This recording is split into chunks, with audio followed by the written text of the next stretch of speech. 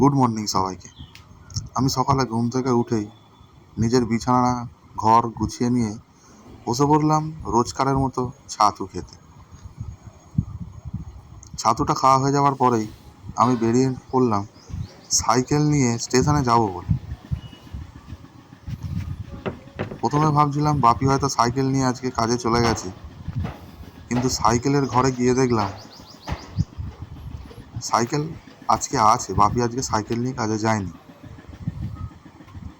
তো আমি সাইকেলটা ওখান থেকে বার করে নিয়ে বেরিয়ে পড়লাম। পাড়ার রাস্তা দিয়ে সাইকেল নিয়ে যাচ্ছিলাম। কিছুক্ষণের মধ্যেই পল্টুদার দোকানে পৌঁছে সাইকেলটা রেখে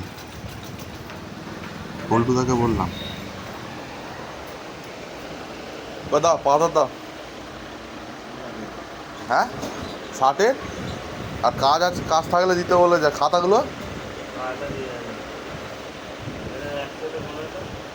পল্টুদা আবার বললো 100 পিস গুনতে। কি করব, গুনে নি। দুটো দুটো করে নিয়ে আমি 100 পিস গুনতে লাগলাম।